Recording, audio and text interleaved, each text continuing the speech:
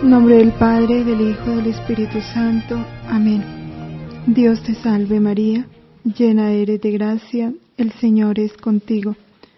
Bendita tú eres entre todas las mujeres, y bendito es el fruto de tu vientre, Jesús. Santa María, Madre de Dios, ruega por nosotros los pecadores, ahora y en la hora de nuestra muerte. Amén. Gloria al Padre, al Hijo y al Espíritu Santo.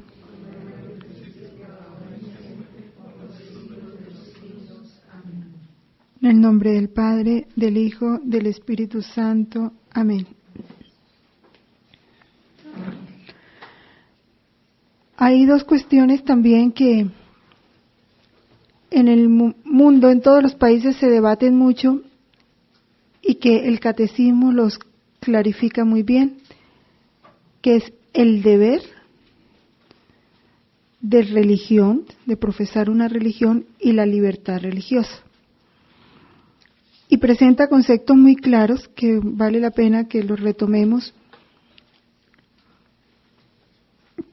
porque en la medida en que nosotros conozcamos la verdad, el mundo no nos puede engañar. Todos los hombres están obligados a buscar la verdad, sobre todo en lo que se refiere a Dios y a su iglesia.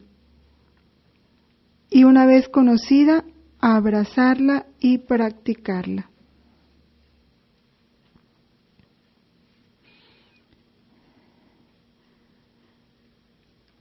Esto está en el documento de Dignidad Humana. Y este deber se desprende de su misma naturaleza. Obligados a buscar la verdad, sobre todo la verdad que se refiere a Dios y a su iglesia. Es una obligación.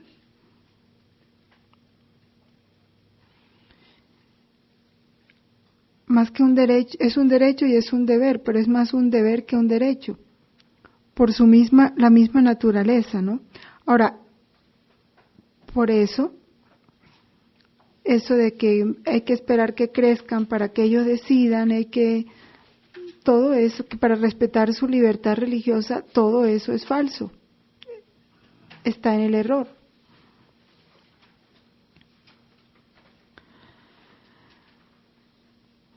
Esto no contradice el respeto hacia las diversas religiones.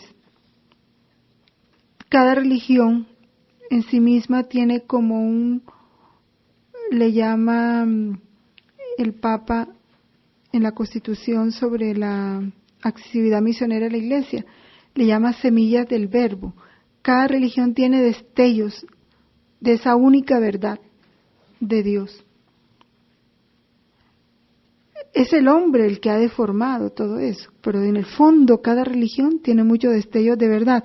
No posee la verdad completa, pero sí esos destellos de verdad que iluminan a los hombres.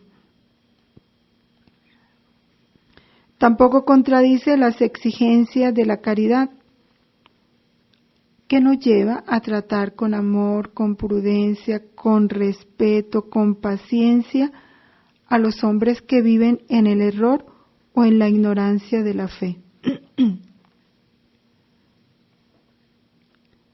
Sabiendo que ellos tienen obligación de buscar la verdad, pero si nadie los encaminó desde niños hacia la búsqueda de esa verdad, si no se les hizo sentir el amor por la verdad, ni la necesidad de la verdad, ¿cuántos hoy que crecieron así? Pero ¿por qué debemos de tenerles paciencia, amor? Porque primero no sabemos qué los llevó a ellos a estar en esa oscuridad. Y segundo, Dios está haciendo por ellos todo para que ellos vuelvan a Él. Dios está siempre ya atrayendo al hombre hacia sí, siempre, siempre. Entonces, esa certeza nos ayuda a tener paciencia, saber esperar el momento de Dios para esa alma. Si no da una respuesta inmediata a lo que se le propone, a lo que se le dice, a lo que se le ofrece, tener la paciencia y la confianza en Dios.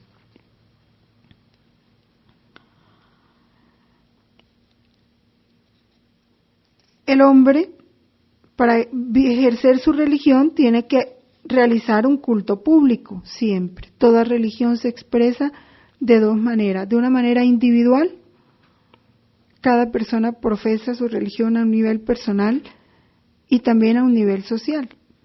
Por eso hay cultos públicos, donde como familia, como grupo, como sociedad, expresamos nuestra fe.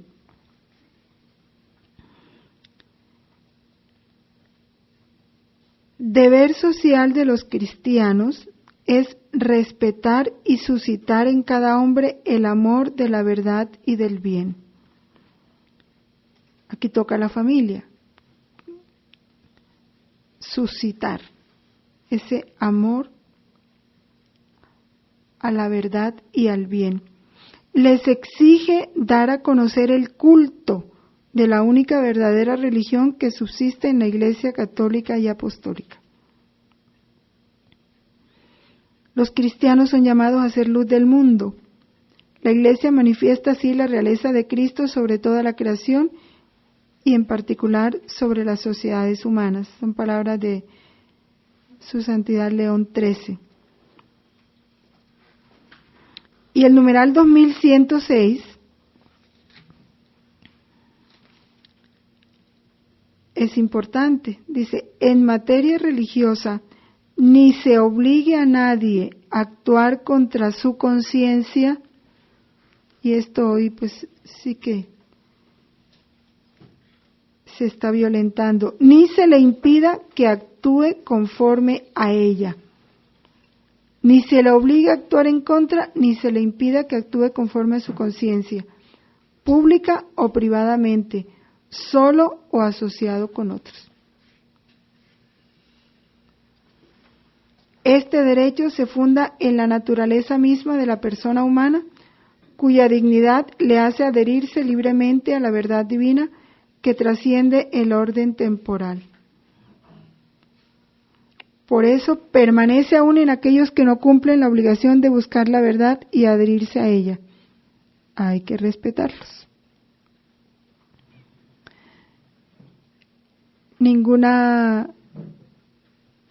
Ningún patrón puede prohibirle a su empleado que profese su religión. No puede. De ahí que los países que en una o en otra forma actúan contra esto, por ejemplo en China y otros países, están atentando contra la persona humana, contra los derechos fundamentales de la persona humana, que es actuar conforme a su conciencia. Y ahora las leyes corruptas que se están estableciendo en tantos países y que a pesar de que los profesionales creyentes apelan a esta objeción de conciencia, de que no les pueden obligar a hacer algo contra su conciencia, y los obligan. ¿Cómo los obligan? Como no los pueden obligar en ejercicio de su profesión, pues para poderles vincular, les obligan a renunciar a todo aquello que se oponga a la ley. Entonces, ¿estás dispuesto a cumplir esta ley? Si no, no se te da el trabajo. Todo eso son formas de violar ese derecho de conciencia, pero se está dando. Y entonces aquí viene la parte del sacrificio, ¿no? ¿Está dispuesto el católico a optar por Dios perdiendo todo lo que se le tenga que perder para hacer esa opción por Dios? Ya estamos en estos tiempos. Guatemala todavía está muy sana en esas partes, pero en muchos países ya esto es tremendo.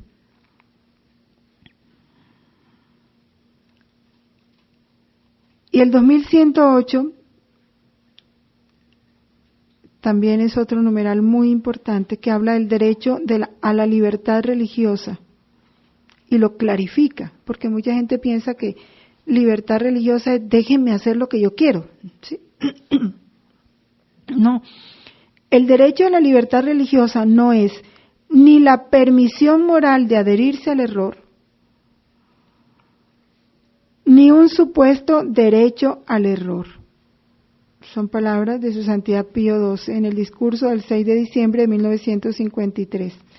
¿Qué es la libertad religiosa? Un derecho natural de la persona humana a la libertad civil, es decir, a la inmunidad de coacción exterior en los justos límites en materia religiosa por parte del poder político. El poder político no puede ejercer ninguna coacción exterior.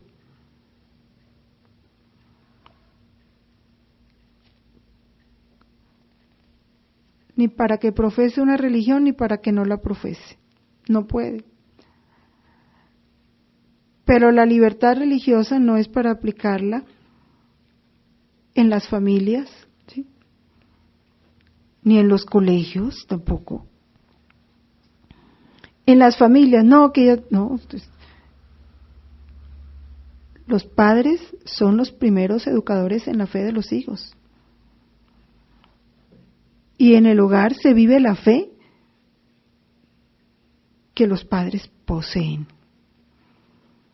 Ahora, todo esto lleva, y esto lo hablamos en el sacramento del matrimonio, es tener una claridad cuando se va a hacer elección de una pareja.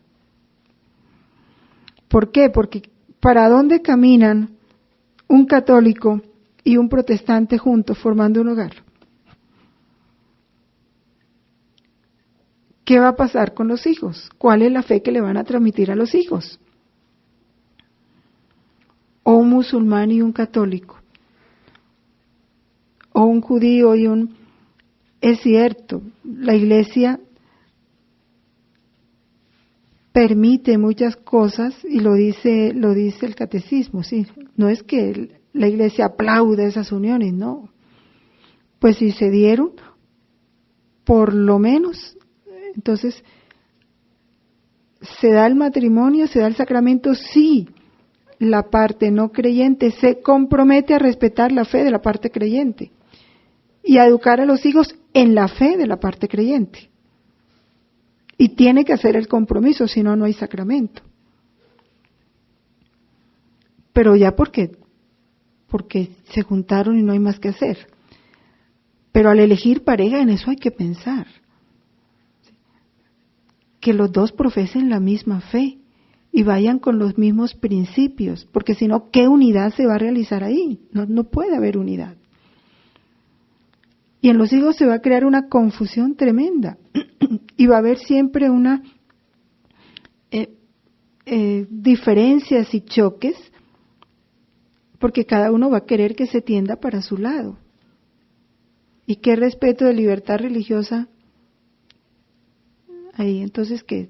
Respeta mi libertad religiosa, entonces yo hago con mis hijos lo que yo quiero, pero tú respeta mi libertad religiosa y yo hago con mis hijos lo que quiero, pobres hijos, ¿verdad? En medio de ese conflicto. Eso, los jóvenes hay que enseñarles a pensar en eso, que a veces al elegir pareja se miran en cosas tan superficiales, tan transitorias, y lo fundamental, lo que realmente va a trascender y va a hacer que permanezca el hogar, en eso no se tiene en cuenta. Formar para eso, ¿sí? Porque igual en los colegios hay colegios confesionales. Y el colegio confesional, si se dice católico, es católico. Y ahí se enseña la fe católica. Y si uno que no es católico entra ahí, no va a poner sus leyes. Tiene que entrar a todas las materias, tiene que asistir a todos los actos, yo no puedes excusar con que no, yo soy protestante y entonces por eso no puedo estar en la misa. Pues se matriculó en un colegio católico. Igual, para que un católico matricula a su hijo en un colegio protestante o en un colegio no confesional, o sea, no tiene ninguna religión. los exponen, ¿no? Y eso no es libertad religiosa, no es hacer uso de la libertad religiosa, porque el derecho a libertad religiosa se ajusta solo en la parte del poder político. Los hijos no pueden aducirle a los padres, respétame libertad religiosa, no. Eso hay nada que ver. Este es un concepto que está hoy muy confuso, muy distorsionado.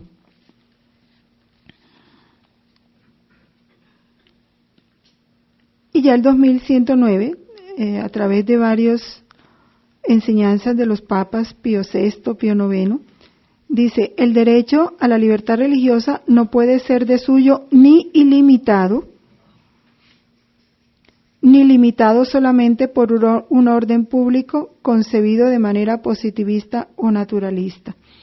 Los justos límites que le son inherentes deben ser determinados para cada situación social por la prudencia política, según las exigencias del bien común, y ratificados por la autoridad civil según normas jurídicas conforme con el orden objetivo moral.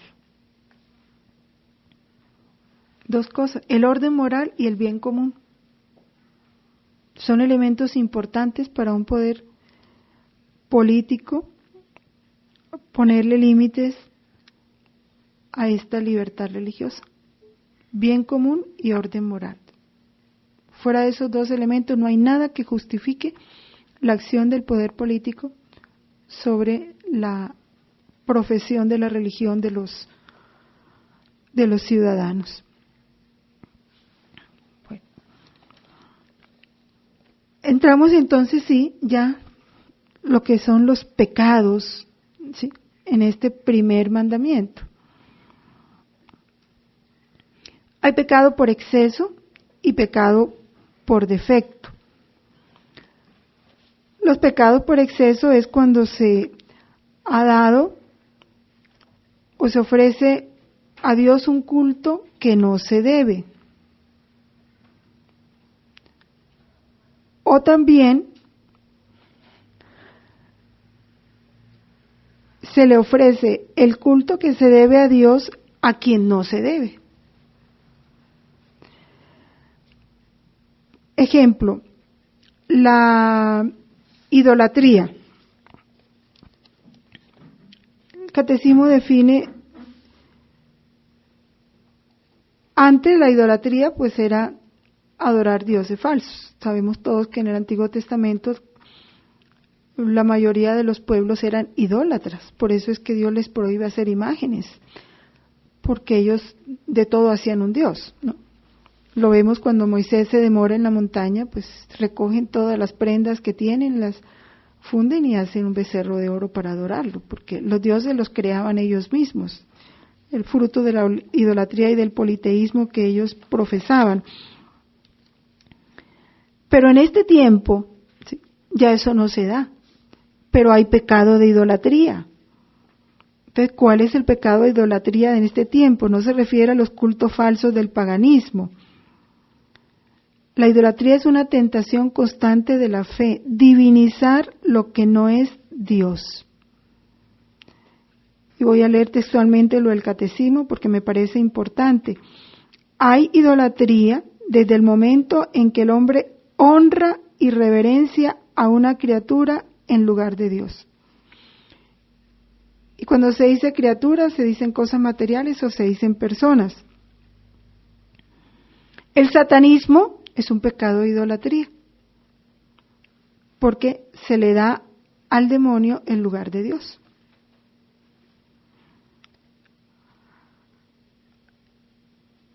Idolatría de poder, ¿no? La necesidad de tener poder y todo lo que haya que hacer para obtenerlo. Ahí no importa transgredir las leyes de Dios, ahí no importa lo que dice Dios, es conseguir el poder. El placer. ¿Cuánta gente vive por el placer? ¿Sí? El placer en la comida, en los viajes, en los lujos, en la comodidad, el placer. Ese es su ídolo. Del dinero. Y es que son ídolos que se van dando, se van estableciendo en el corazón muchas veces sin que la persona ni siquiera caiga en cuenta que está en la idolatría. ¿Cuánta gente sacrifica la familia, sacrifica su salud, sacrifica, bueno, el primero es los deberes para con Dios, por el trabajo, para conseguir dinero? Y uno ve esas vidas que no tienen tiempo para nada, ni para los hijos, ni para nada por el dinero. Ni siquiera para sí mismos. Eso es una idolatría. Viven para eso, trabajan para eso, se sacrifican por eso. Es una idolatría. Por eso dice el Señor, no podéis servir a Dios y al dinero. Numerosos mártires han muerto por no adorar la bestia, negándose incluso a simular su culto. La idolatría rechaza el único señorío de Dios. Y eso lo podemos descubrir. O sea, cuando en el corazón no es Dios el único Señor, sino que a Dios se le pospone por eso otro, ya, estás estableciendo un ídolo en tu corazón. A veces es una persona, un esposo, una esposa, un hijo, una hija. Y en eso se entran todo y todo lo que sea por complacer a esa persona. Entonces la idolatría es un pecado y hoy sí que es bien, a veces a su propio cuerpo, ese culto al cuerpo que se está propagando hoy tan fuerte, ¿no? ¿Cuántos sacrificios no se hacen por el cuerpo? Gastos enormes en operaciones costosísimas, tratamientos, gimnasio. Entonces el tiempo no pueden dejar, sacrifican todo, pero no pueden dejar el tiempo que dedican al cuerpo. La superstición. ¿Qué es la superstición? Es un vicio, ¿sí?, que desvía el sentimiento religioso y atribuye una importancia mágica, o también le da como, dijéramos, propiedades divinas a cosas que no son, ¿no? Eficacia a la materialidad de las cosas, a las oraciones, a los signos sacramentales, prescindiendo de las disposiciones interiores. Por eso es tan importante cuidar el interior. El agua bendita, sí, es un sacramental que perdona los pecados veniales, que aparta de nosotros las tentaciones,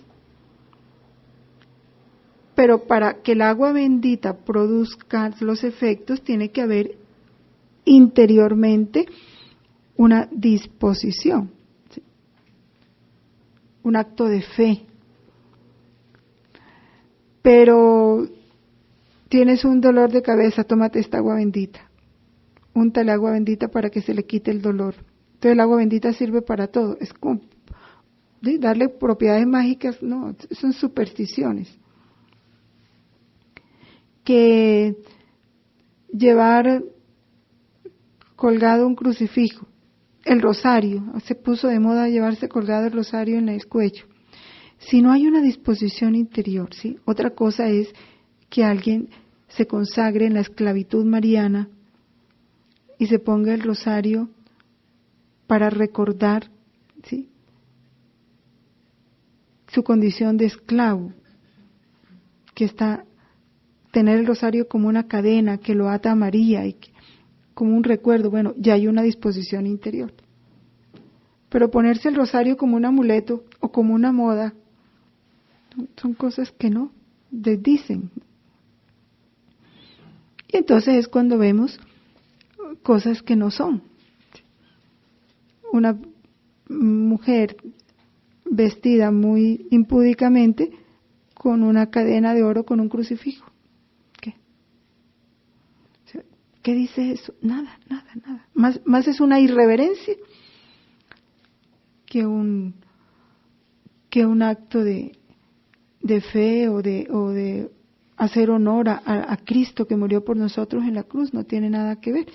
Y hay mucha superstición, que la penca de sábila, que el contra el mal ojo, no sé cuál es. Cada pueblo tiene sus propias supersticiones, ¿sí? Entonces, en cuanto al culto de los muertos, muchas cosas. Atribuirle, por ejemplo, a unas oraciones poder mágico. Entonces reza esta oración, esa que ya pasó a internet. Antes, en mi tiempo, la metían por la puerta de la casa, que si no haces esta oración 500 o 25 veces o a 25 personas te va a pasar una cosa mal. Si las haces tendrás una suerte. Ahora ya es por internet, están las cadenas, todo eso es superstición. Y si nosotros caemos en eso, pasa esta oración a 15 personas y en este momento 15 personas estarán rezando por ti. Todo eso es gastar el tiempo en tonterías, ¿no? Entonces no hacernos nosotros eslabones de esa cadena. Hay muchas supersticiones. La adivinación y la magia.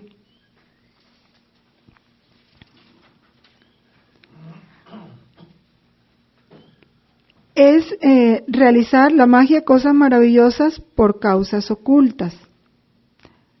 La magia de suyo es diabólica, la verdadera magia.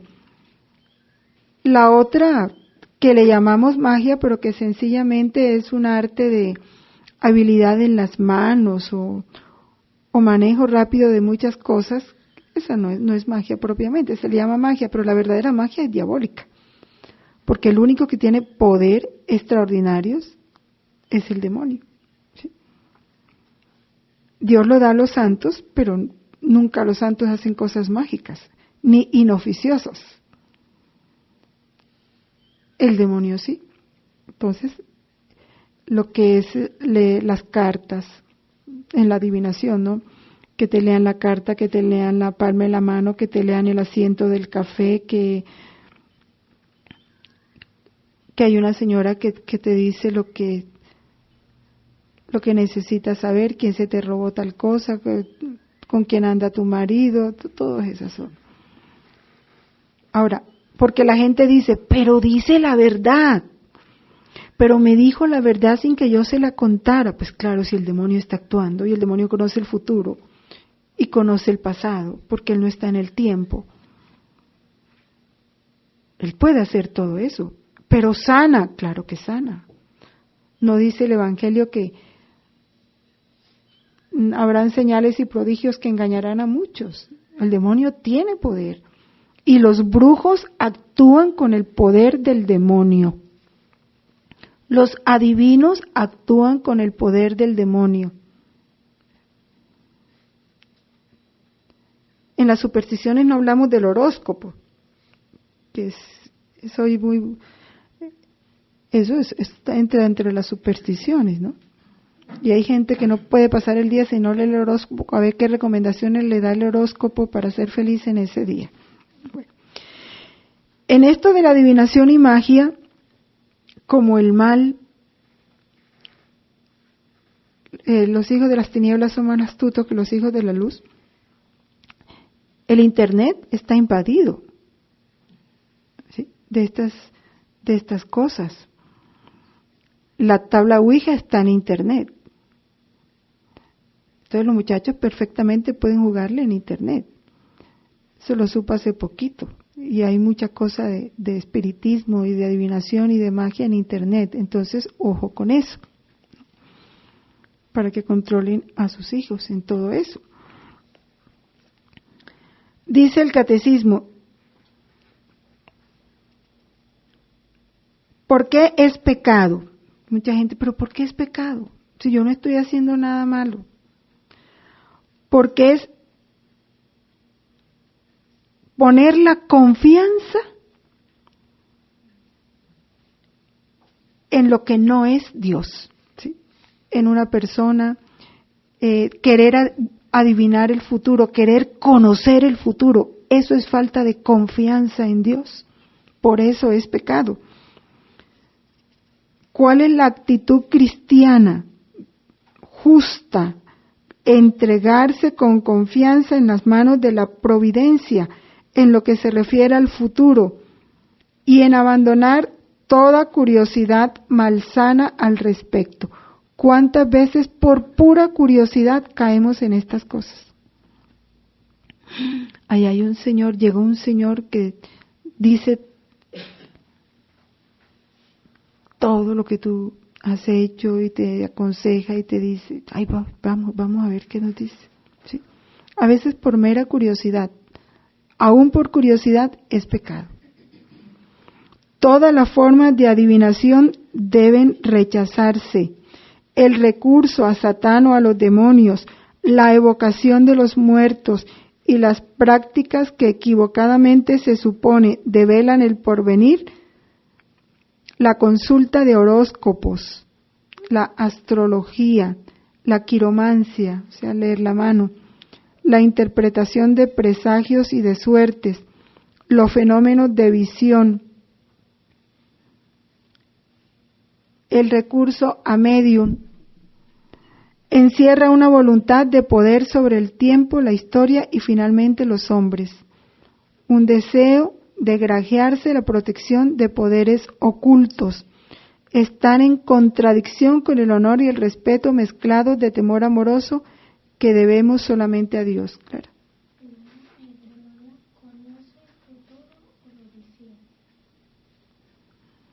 Lo conoce, no está en el tiempo. ¿Sí? Él no lo hicieron, no lo conoce. Por eso si él ve que con esta enfermedad, esto lo explica mucho el Padre, ¿sí? Esta alma va a salvar muchas almas, la sana, ¿no? Para quitar ese medio de salvación. Y ese es el peligro de estar buscando la sanación con ansiedad sin importarle más nada. Por eso, ¿qué es lo que nos recomienda la fe cristiana? El sacrificio, ofrecer, ¿sí? Toma tu cruz, tómala. Dios te la da, tómala, abrázala, que ahí viene envuelta un bien para ti y para muchos. Entonces es eso. Las prácticas de magia o de hechicería mediante las que se pretende domesticar potencias ocultas para ponerlas a su servicio y obtener un poder sobre el prójimo, aunque sea para procurar la salud, son gravemente contrarias a la virtud de la religión. Aunque sea para la salud, no se debe hacer.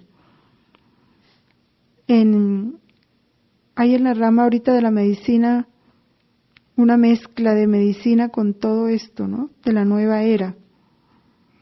Y entonces curan que colores, que el triángulo, que mezclan la medicina con muchas cosas. Hay que tener cuidado, mucho cuidado. Que se me olvida ahorita el nombre de esa rama de la medicina. Aquí en Guatemala la homeopatía, que es una ciencia médica y científica y todo eso, está tremendamente Mezclada con todo eso, la homeopatía. Y hay otra que no se me viene ahorita, cuando la recuerde se los digo. Y el espiritismo, que implica prácticas adivinatorias o mágicas. La Iglesia advierte a los fieles que se guarden de él. El recurso a las medicinas llamadas tradicionales no legitima ni la invocación de las potencias malignas ni la explotación de la credulidad del prójimo. Llevar amuletos es reprensible. Los amuletos, la piedra de cuarzo que estuvo tan en moda, ¿no? muchas cosas. Entonces, que la estrella de David, que los elefantes volteados, que cantidad de cosas. Los ángeles los tomaron un buen tiempo como le atribuyeron poderes mágicos, que va a llegar el ángel que pone un vaso de agua, que va a hacerte la visita, que bueno, no dejan de inventar cosas. Entonces, no entrar nosotros en todos esos engaños, porque son pecado contra el primer mandamiento. El sacrilegio. ¿Sí? El sacrilegio, vamos a leer algo del volumen 15, en el capítulo 23, que nos habla del sacrilegio. El 8 de mayo de abril 21.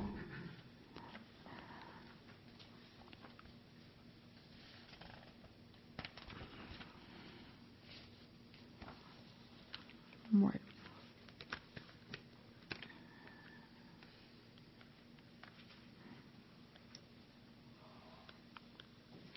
Vamos a leérselo.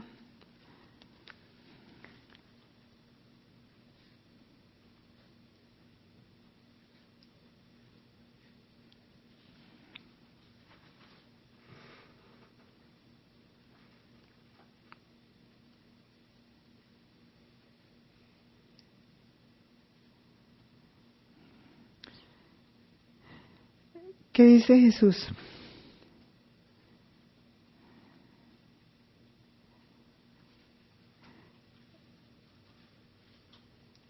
Este es el punto más negro de la sociedad presente. ¿Cuál es el punto más negro de la sociedad presente? Vamos a ver qué dice más arriba Jesús. Parece que son cosas malas las que hacen, más bien parecen buenas. Parece que la iglesia se une con tus enemigos de antes, y estos no muestran más aquella aversión. Bueno, voy a leer desde el comienzo. Jesús la transporta a un lugar donde se ven banderas ondeando en el aire, audiencias donde todas las clases de personas tomaban parte, también sacerdote.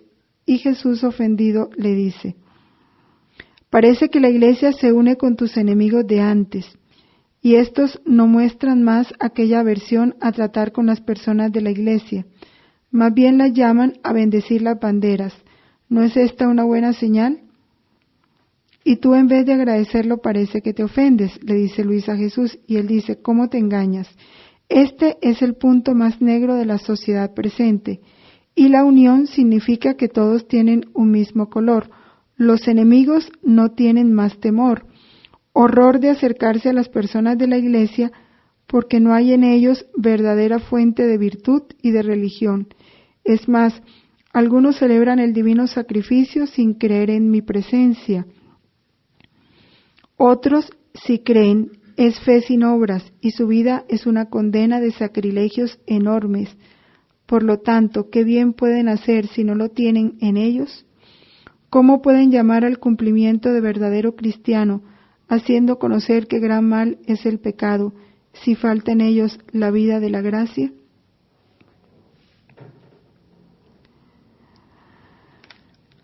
Hoy se ve mucha fe de apariencia, muchas comuniones sacrílegas. Cuando hay un sacrilegio, cuando se profana una cosa sagrada. Ese es el sacrilegio. Profanar una cosa sagrada. Puede ser una persona. Cuando se golpea a una persona sagrada, o se le mata o se le hiere un sacerdote, un religioso consagrado a Dios, es un sacrilegio. La violación de esas personas sagradas es un sacrilegio. Comulgar en pecado mortal es un sacrilegio.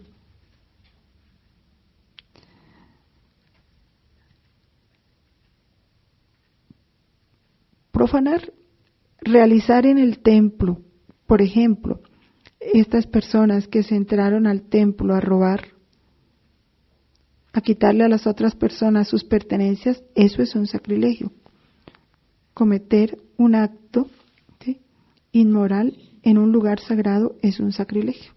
No es lo mismo fuera del lugar sagrado que hacerlo dentro del lugar sagrado.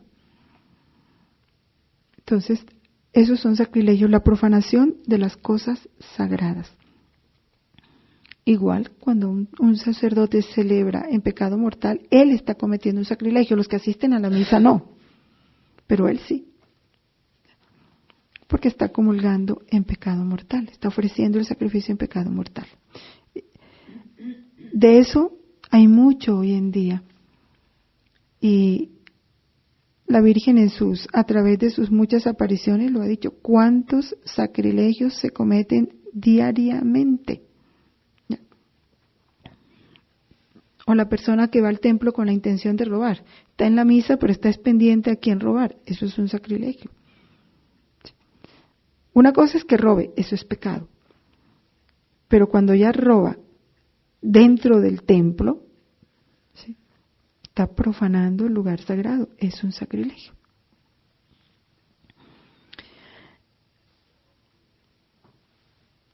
El espiritismo ya sabemos, ¿no?, que la invocación de espíritus y todo eso cae dentro de lo que ya dijimos. El hipnotismo solo es lícito porque muchos en la medicina, sobre todo en la psicología, a veces se utiliza la hipnosis como tratamiento. Pero eso tiene unas condiciones, eso no puede hacerse así de cualquier manera. En la medicina también se utiliza en otras ramas. Cuando el hipnotismo es permitido o es lícito, si evitando los peligros físicos, psíquicos y morales, se hace con justa y grave causa. Justa y grave causa, o sea, no hay otro medio, hay que hacerlo así. ¿Cuándo más? Cuando lo hacen personas técnicas, ¿sí?,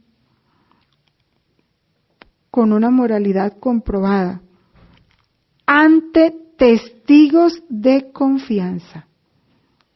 La hipnosis nunca se puede hacer con solo el paciente. Con testigos de confianza, procedimientos honestos sin ir más allá de lo necesario. Porque a veces, como la hipnosis es como someter la voluntad de la persona a lo que tú la pongas a hacer, ¿sí?, entonces se pueden aprovechar para muchas cosas. Entonces, solo con esas condiciones es permitida la hipnosis en la medicina. O en cualquier, pero con causas justas y graves, que realmente no haya otro medio que realizar. Esto porque ahorita en los tratamientos psicológicos se utiliza mucho y no, tiene que ser con testigos de confianza. Ninguna persona puede someterse a un tratamiento de hipnosis sola. Entonces, tener presente eso. La irreligión, la acción de tentar a Dios con palabras o con obras. Ese es un pecado de irreligión. Tentar a Dios. ¿Qué es tentar a Dios? Es poner a prueba sus atributos sin necesidad.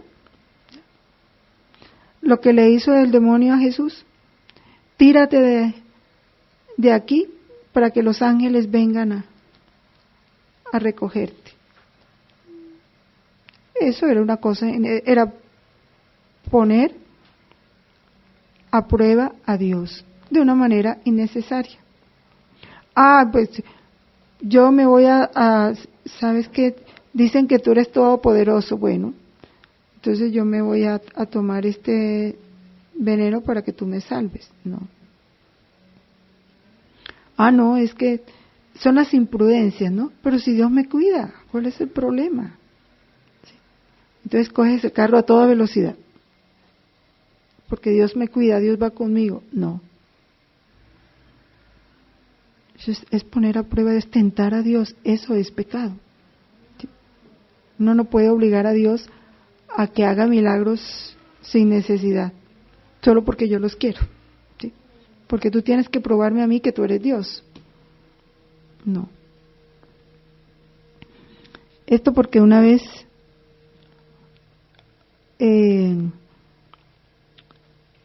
antes se daba mucho en las escuelas, se perdía algo muy común en las escuelas, ¿no? Se pierde una cosa. Entonces la maestra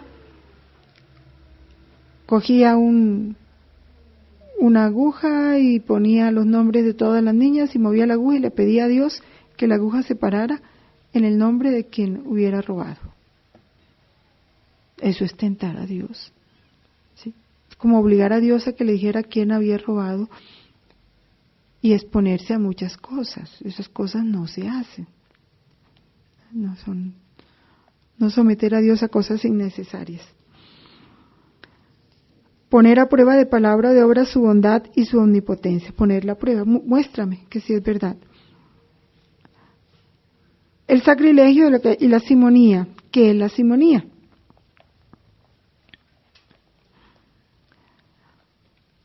Compra o venta de cosas espirituales.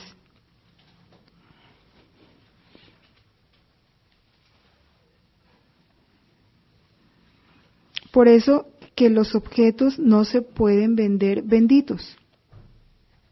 No. Se deben bendecir después de ser comprados, no antes. Es el pecado, ya saben, cuando los apóstoles empezaron a hacer milagros, que este mago quiso comprarles el poder a ellos de hacer milagros. Y Pedro le responde: vaya tu dinero a la perdición y tú con él, pues has pensado que el don de Dios se compra con dinero. Es imposible apropiarse de los bienes espirituales y de comportarse respecto a ellos como un poseedor o un dueño, pues tienen su fuente en Dios. Solo es posible recibirlo gratuitamente de Él. Y en esto, ¿cuántas personas videntes o con dones que Dios les ha dado se aprovechan de esos dones para sacar dinero? ¿Sí? Y eso es una simonía, es un pecado. Entonces no. A veces dentro de la renovación carismática se dieron muchos casos de eso, en los mensajes y profecías y todo eso. Por eso, y ojo con esto, es un signo para nosotros descubrir quién está con la iglesia y quién no. Fuera de las ofrendas determinadas por la autoridad competente, el ministro no debe pedir nada por la administración de los sacramentos y ha de procurar siempre que los necesitados no queden privados de la ayuda de los sacramentos por razón de su pobreza. La autoridad fija ofrendas, ¿sí?, para el sostenimiento del culto. Por eso es común cuánto es el estipendio de una misa, cuánto es el estipendio por el sacramento del matrimonio, pero de ahí para allá el sacerdote personalmente no debe pedir nada, ni él poner el valor del estipendio, no le toca a él. Cada diócesis lo pone y a eso nos sometemos, ¿no? Entonces esto. El ateísmo, que es sencillamente el rechazo explícito de todo lo que se refiere a Dios. Viven como si Dios no existiera. Y ahora hay más un ateísmo práctico que teórico. Hoy mucha gente dice que cree en Dios, pero vive como si no creyera. Es un ateísmo práctico, que es muy común hoy en día, donde el hombre es el fin de sí mismo, solo prima lo económico, lo social. Y eso se da por un descuido en la educación para la fe. fundamentalmente, una exposición falsificada de la doctrina. En los colegios se da mucho. O no dan la doctrina o la exponen muy mal. O los defectos en la vida religiosa, moral y social de quienes rodean a esa persona, que la llevan a un ateísmo tremendo.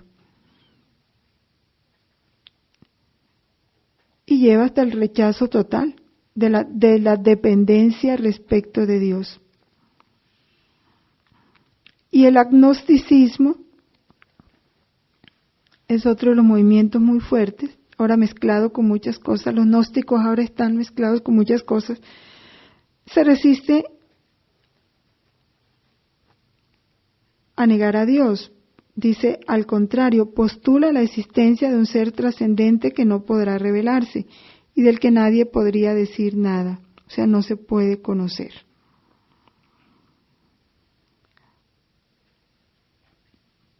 No se pronuncia sobre la existencia de Dios porque dicen que es imposible probarla o afirmarla o negarla. Son escépticos frente a todo eso.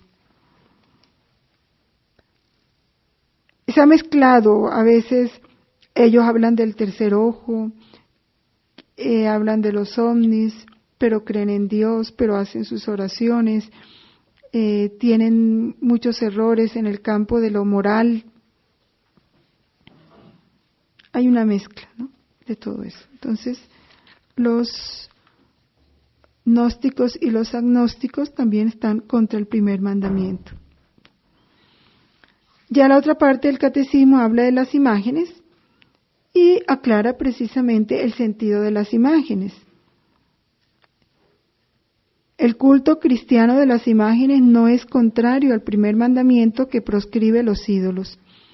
El honor dado a una imagen se remonta al modelo original.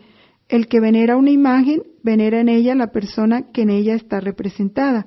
Esto lo dice el numeral 2132, que sintetiza los numerales anteriores. El honor tributado a las imágenes sagradas es una veneración respetuosa, no una adoración que solo corresponde a Dios.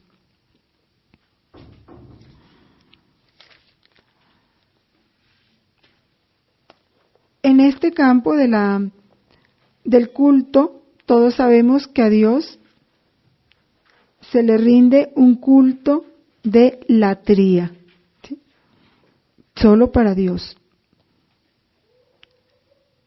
Dios Padre, Dios Hijo y Dios Espíritu Santo. Para la Trinidad. A la Santísima Virgen, por la dignidad excelsa de ser Madre de Dios, se le rinde un culto de hiperdulía.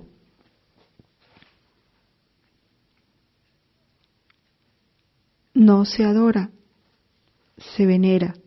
Y a los santos, a los ángeles, en cuanto que son siervos de Dios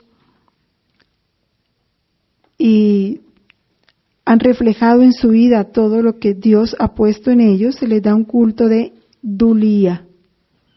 El de la Virgen es hiperdulía y el de los santos es dulía. Un culto de veneración también, en un grado inferior al de la Santísima Virgen.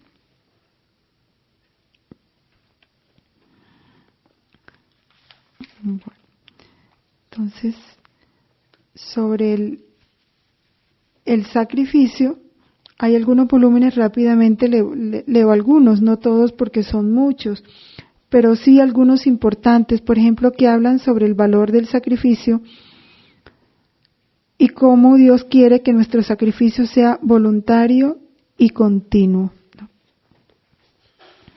El valor del sacrificio, que está en el volumen 14, en el capítulo 50,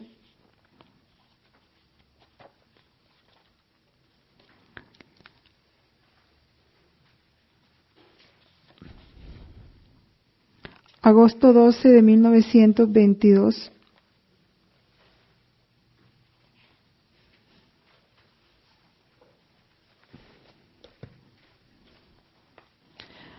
Dice: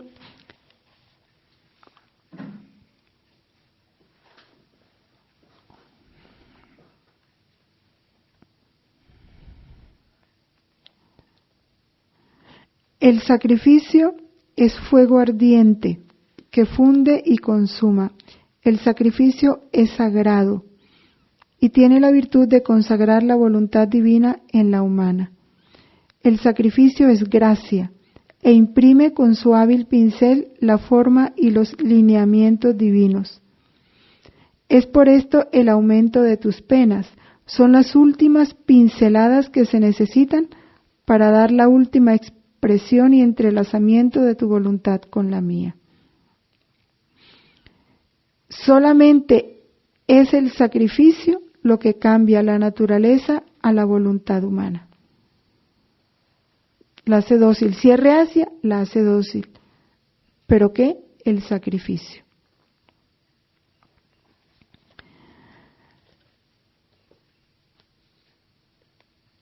Y el volumen 4, en el capítulo 34, nos dice una cosa muy importante, porque es bueno conocer los modos de Dios, ¿verdad? Del 14 de noviembre de 1900. Uno cuando no conoce los modos de Dios, se le oscurecen tanto cosas tan bellas. ¿Qué pasa en este volumen 4? Resulta que Luisa ve de pronto, ¿sí?, como en un monasterio poblado de mucha gente, muchísima, que resultaba difícil enumerarla. Y entonces ella, cuando Jesús ve a esa gente, se vuelve de espalda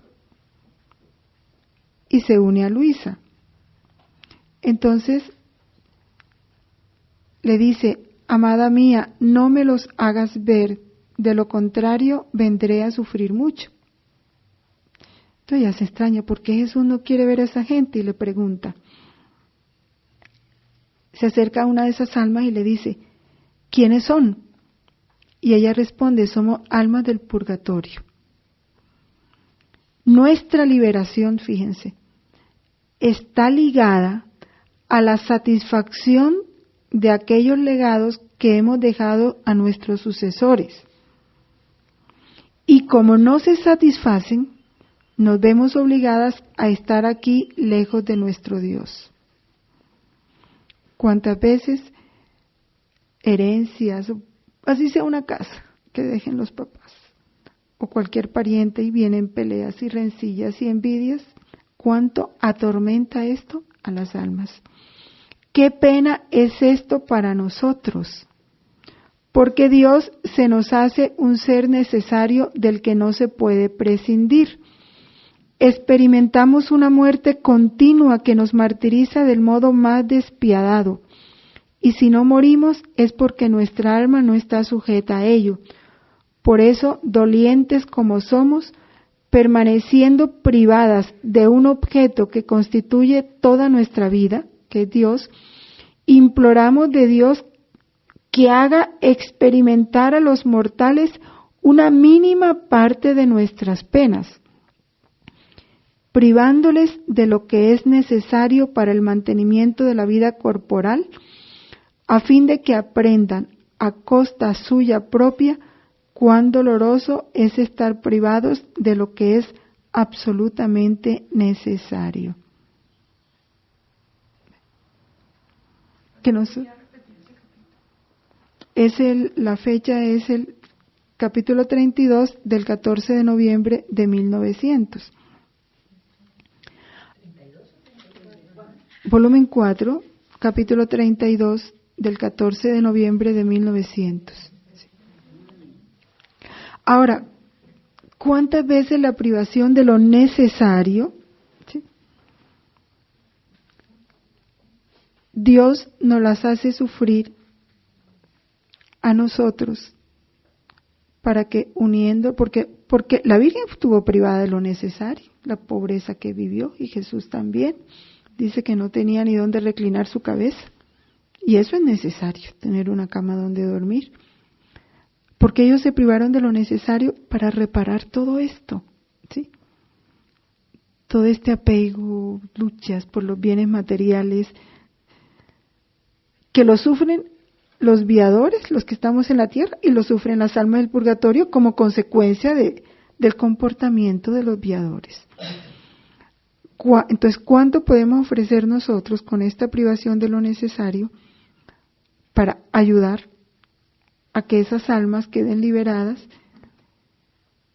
y para, unidos a la privación que Jesús quiso sufrir voluntariamente de los bienes materiales, lograr para tantos que están apegados y en rencillas y en discordias, peleando por los bienes materiales? Esos son los sacrificios que Dios nos pide en favor de su iglesia.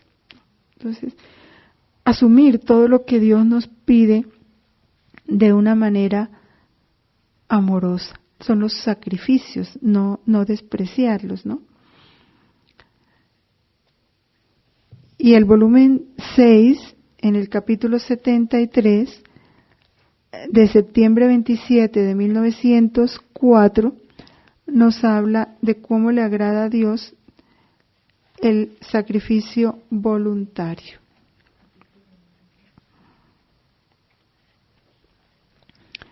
Es el volumen 6, capítulo 73, de septiembre 27 de 1904.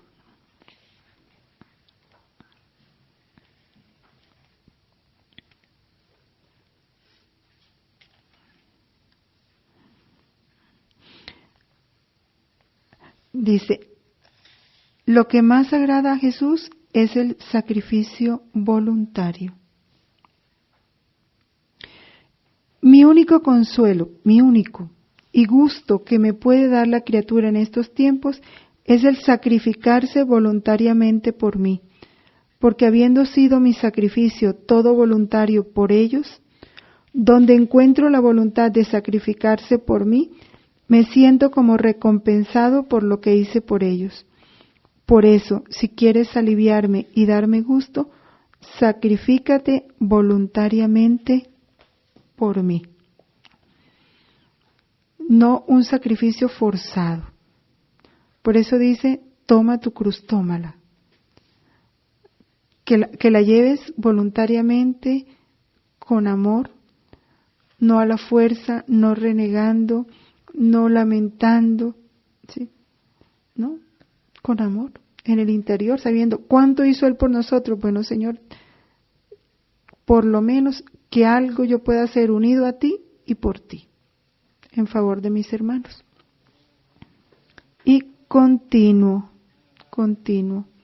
No es sacrificarse un día sí y otro no. Un día sí y otro no.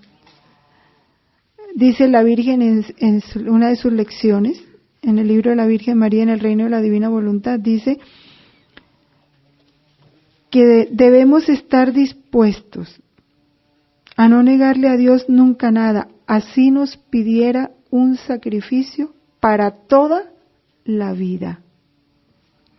No temporal, como que, ay, bueno, ya, siquiera se va a acabar esto, no, para toda la vida, que si estaríamos dispuestos a ofrecerle a Él ese sacrificio. Entonces, bueno, entonces ya con esto terminamos el primer mandamiento. Ya en nuestra próxima reflexión será sobre el segundo mandamiento. Y ustedes pueden, retomando el catecismo, ahondar más, porque es imposible agotar todos los numerales, ¿sí?, en tan corto tiempo. Solo una idea. Somos nada, Dios es todo. Padre, te amamos. Continúa, divina voluntad, viviendo en nosotros y nútrenos con tu alimento. Amén. En nombre del Padre, del Hijo, del Espíritu Santo. Amén.